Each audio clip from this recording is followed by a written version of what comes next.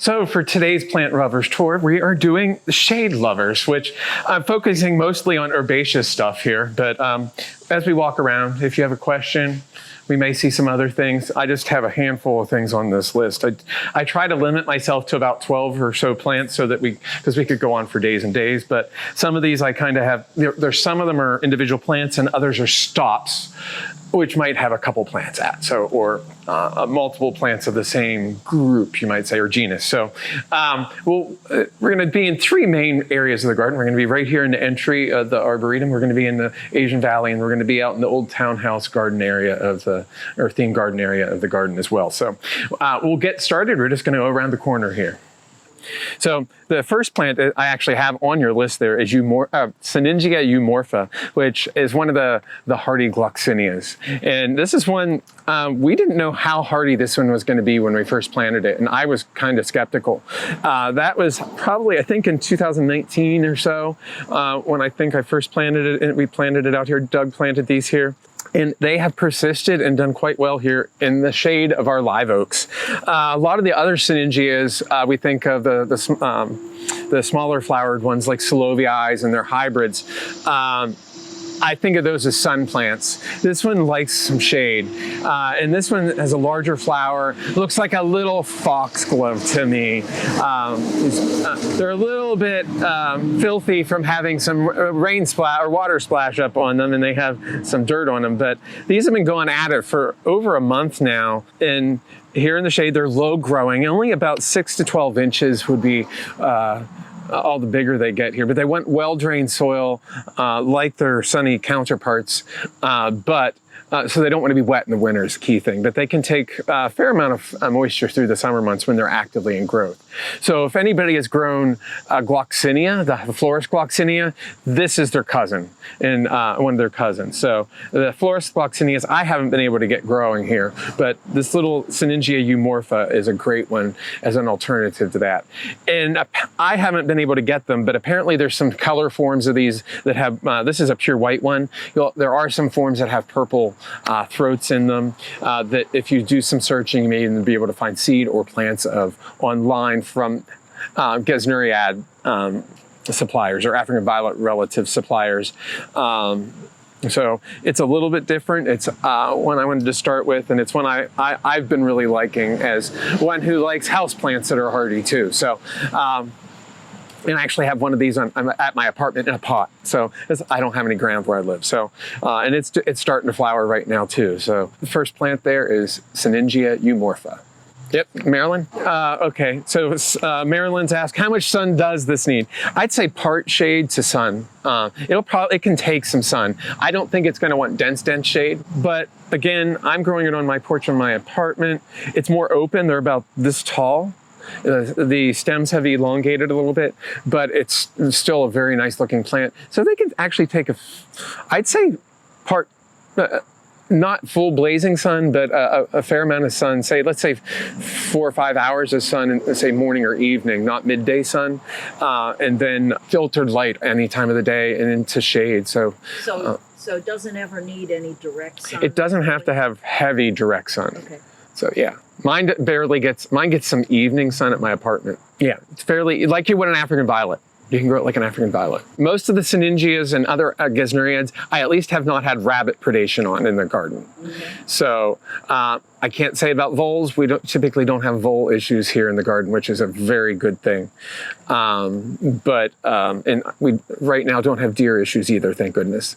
So I doubt they would bother them. They do have fuzzy leaves, which often will discourage predation by deer too, but the rabbits have not touched them, which is a miracle. So I shouldn't say that too loud because they might come over and eat all of my Sinningias throughout the garden. But yeah, they haven't touched any Sinningia in the garden at this point. Any other questions?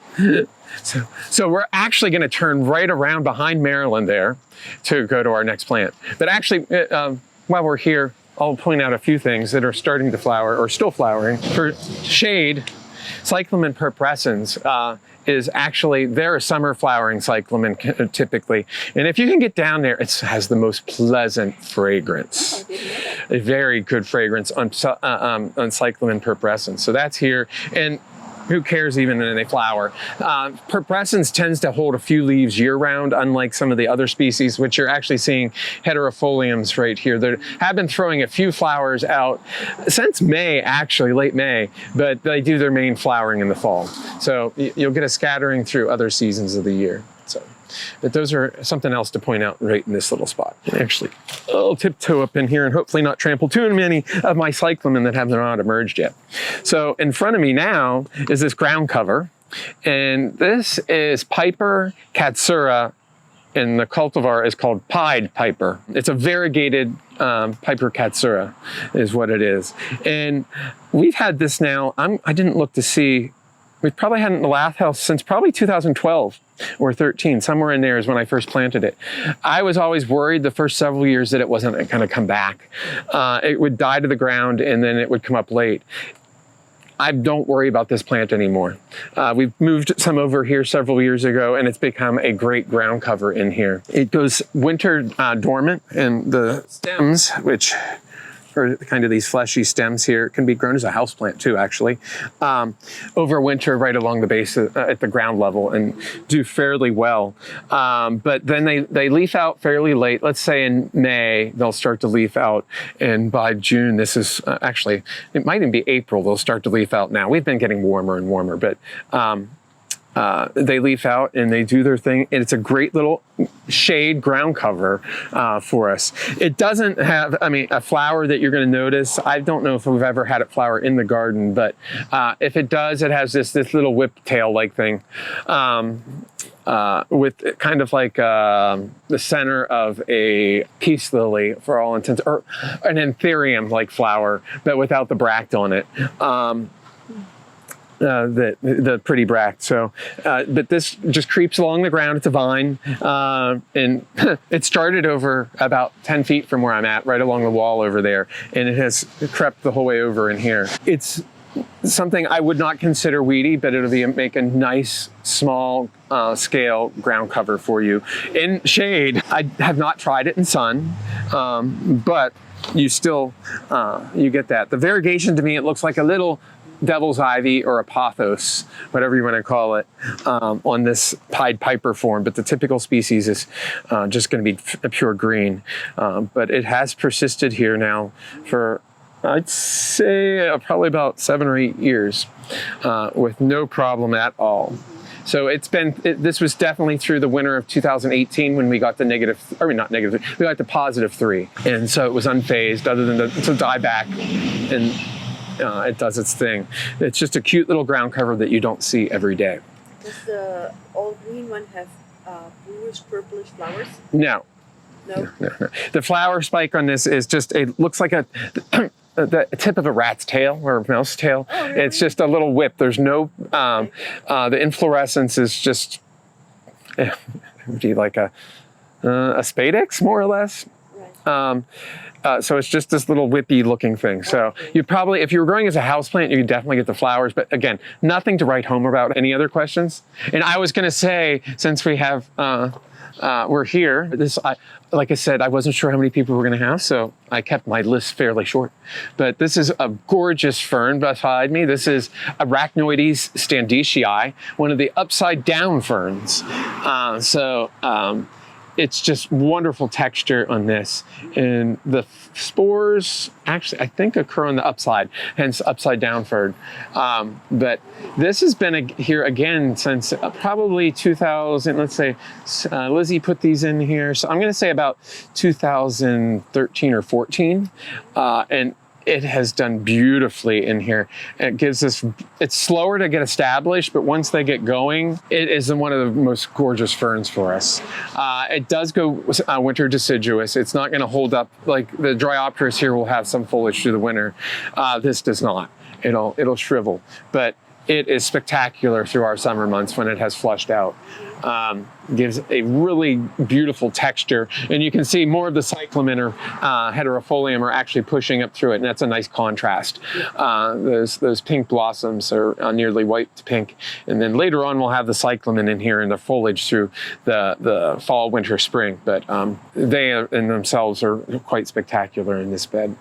So yeah, those are some great shade plants. Yep, another Question, Marilyn? Everybody I know wants to know where can I get one of those because we can't find it anywhere. Actually, we've been able to get it from actually some of the wholesalers around here.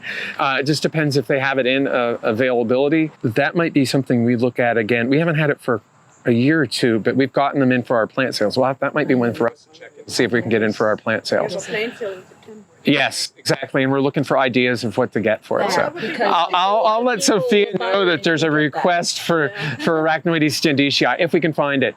Though it is sometimes available. It's a little, in the spring, if you get them, they tend to be smaller plants. If they have them at this time of the year, they can be some really nice plants. So, but yes. I love the texture on that. And behind that, of course, we have Asarum, maximum Ling Ling, I believe is who we have there. One of the Asarums. And I've shown that one whenever it flowers in the late winter, early spring. It has, it's named after one of the pandas from at the National Zoo in the 80s. And it has black and white flowers, so it looks like a little panda. But the foliage on that is evergreen, and it's this glossy green with some marbling in it. So any other questions while we're in this area before we move on? So it looks like we basically have everybody here now at our next location. So looking at your list, I think you'll see that this is Aspidistra, and let's see, ebianensis, flowing fountains. So this is a little bit different appearance for a lot of your Aspidistra. Right next to it is one of your typical elatior types, which are these rigidly upright leaves. Well, ebianensis flowing fountains has these graceful arching out leaves. They're a little bit thinner as well, has some light speckling on it. This is a selection that a fellow from Georgia found, and then Tony Avent named it, actually. He brought it back from China, and but it's been a really good one for us. Oh darn, Hayes Jackson. It's a selection he had made. So anyways, like I said, I wanted to highlight, Aspidistras, the cast iron plants, any of them are great actually for us. There's a lot of them that are great, I should say here. There's some that aren't quite hardy here, but the ones that are, like the elatiors, and there's several other we will actually walk by as we go through the garden. That are good for us, but this is just one I wanted to highlight here. And we've divided this mass already a couple times off this. So really vigorous one, and this is on a slope, and it really accentuates that slope, I think, here in the difficult spots. And what do you have in the shade? Typically dry spots. I don't have a good way of irrigating this area, and these have just done wonderfully here. Another plant that's in this area that's not on your list is this Coniogramme back here. Here we go. Yoroi Musha, which is back in here. They didn't want me going through the lath house because if we have a big group, it's kind of tight in there. So this is one that's in the lath house, but this is a really versatile plant too. I have it over there in the cascade on the rock. It's here, and this part is not irrigated. The clumps in the lath house is actually irrigated, and it does really well in all these situations. On a rock that is actually getting a little bit of dribble off directly from the cascade there to this unirrigated bed right here to just the regular irrigation in the lath house. It's been a versatile plant, and the texture on this fern, to me, is just, I love that. Oh, wow. Yeah. That's so big. It's very different from what we saw in the upside down fern. But this is a great one, very versatile. A lot of the Coniogrammes, like Coniogramme japonicas, they look very similar to this. They do not have the edges that are cut on this one. But they do great for us here. They are, like I said, they're really versatile plants. They do run slowly, so they can form a really nice patch, but it just gives you a nice textural change. It's not that fine, super fine that we saw on the Arachnoides earlier. So Is this an Amorphophallus? that is an Amorphophallus, not a konjac, and we'll get to that later. This is actually a self-sown one. This is kiusianus, which is self-fertile, and we are finding this one does like to self-sow throughout the garden. So this one has, when this one flowers, this has a little, there are actually some out at the entrance, which I didn't point out. They have a tall spike, but they don't even flower about this tall on top of the spike. I love the foliage of those, and that is at our next stop, I believe, is where we'll actually see Amorphophallus konjac. Yes, so the question is it better to give Aspidistra some winter sun? Probably yes, in our climate, it's probably not a bad idea to give them some winter shade, protection from the winter sun, that is. Give them some shade so that they aren't burning, at least early in the day. If they can, afternoon shade, or sun's probably going to be better than, say, morning sun. It'll help with the things slowly warming up instead of instantaneous within a few minutes when the sun hits them in the morning, that they just go from frozen to actually turgid, and I mean they're less likely to get some damage to them. Though a lot of your Aspidistras, that is a caveat with them. They are, a lot of them, even the eladiers, the hardiest ones, are often in our winters going to get some winter damage. And some species will actually get totally taken to the ground. Once the clumps get established, they tend to be a little bit hardier, especially on the eladiers, and I see minimal on this ebianensis. I mean, if we have a majorly cold winter, yes, it can get some damage to it, but it's one that I think partly probably due to the lower aspect to the ground, it probably gets a little bit of the thermal blanketing from the ground itself, as opposed to the eladiers and some of the other ones that go upright. These are unprotected. They kind of pick up the wind a bit more and can desiccate more. Okay, so palms, the question is, do the palms and bananas do well in the shade? And actually, in the wild, they'd probably be understory forest plants, and then reach up higher, ultimately, to get up out. So a lot of that's part of the reason they have these big leaves, those tropical plants. It's a way to deal with that.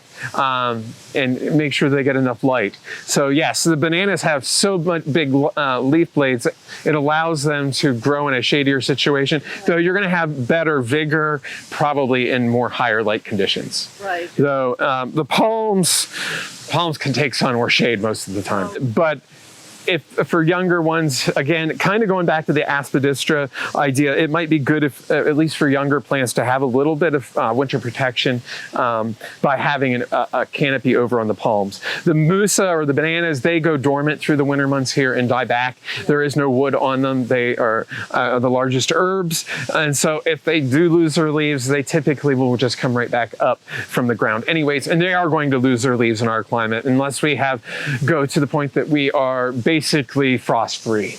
They are going to have winter damage here. So, but the palms, on the other hand, do fairly well here. This one here is I believe, a Princeps. Is this a Princeps wagnerianus hybrid? Yes. So this is a Fortunia wagnerianus here, and then this is a hybrid between Princeps, which is a species that often has silver undersides. This has a little bit more blue-green than the typical wagnerianus does, but.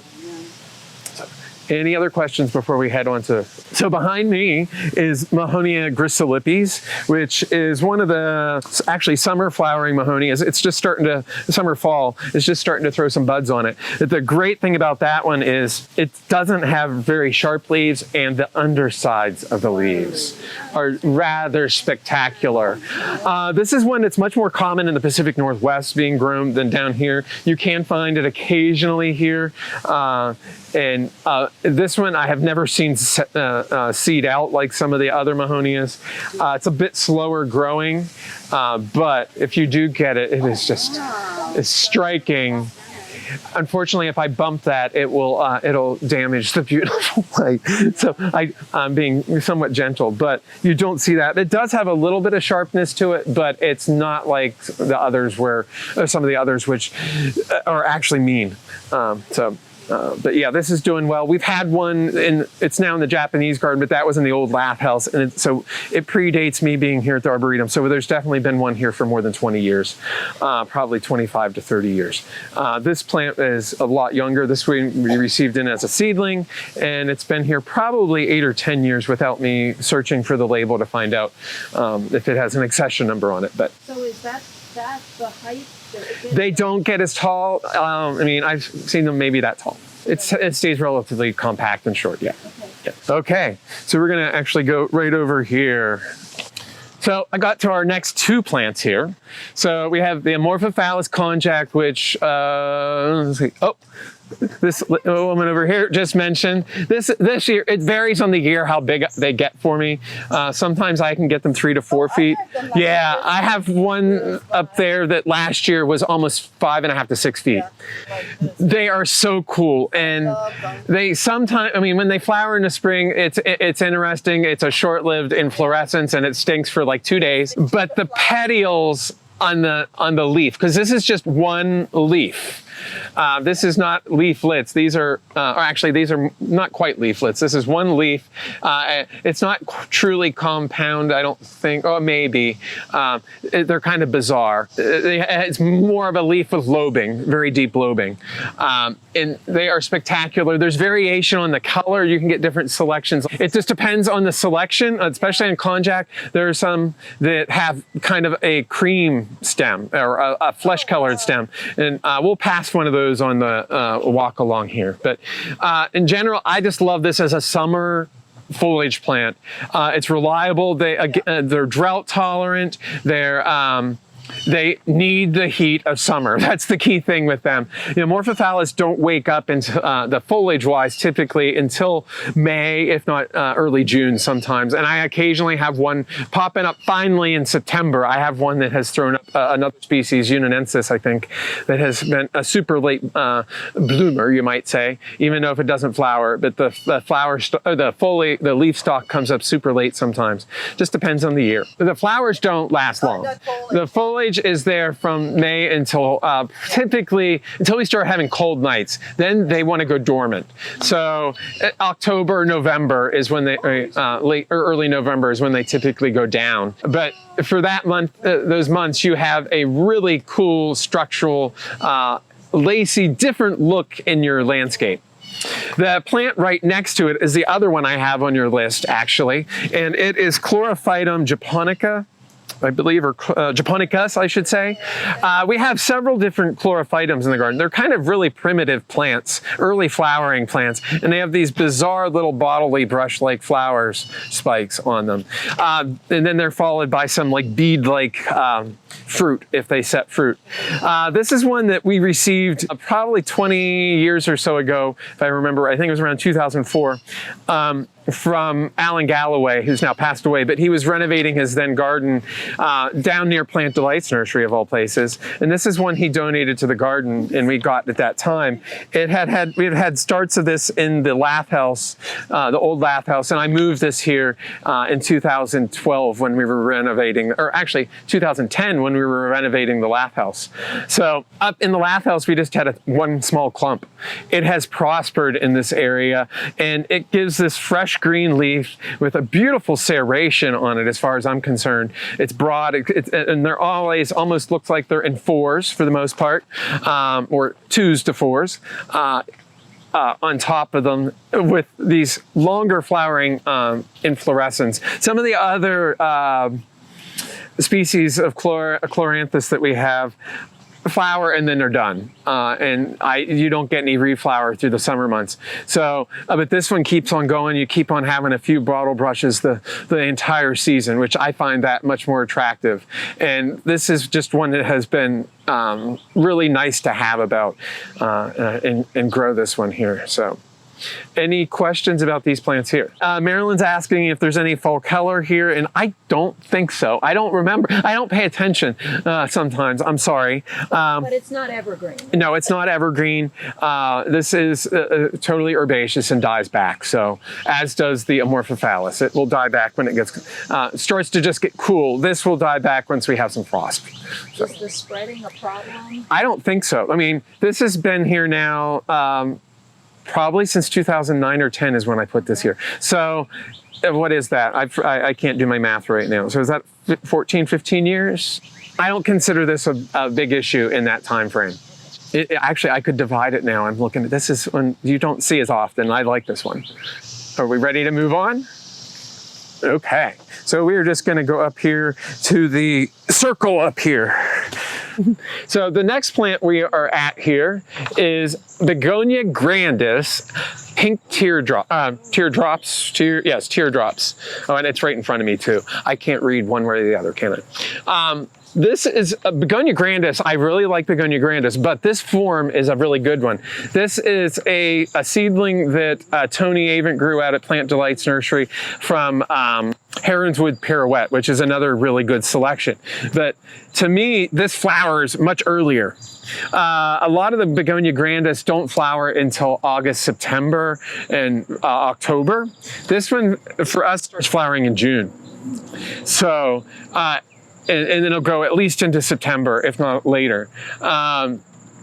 So it gives you a full summer of flowering, as some of the others are much more delayed. Much like its typical cousins, typical forms of Begonia grandis, it has really nice undersides of the leaves. If you put it and have it in the right spot, you can see them if they're backlit. Right here is not a great spot unless you're on this side, actually, which then you can see the venation on them as you're walking that way.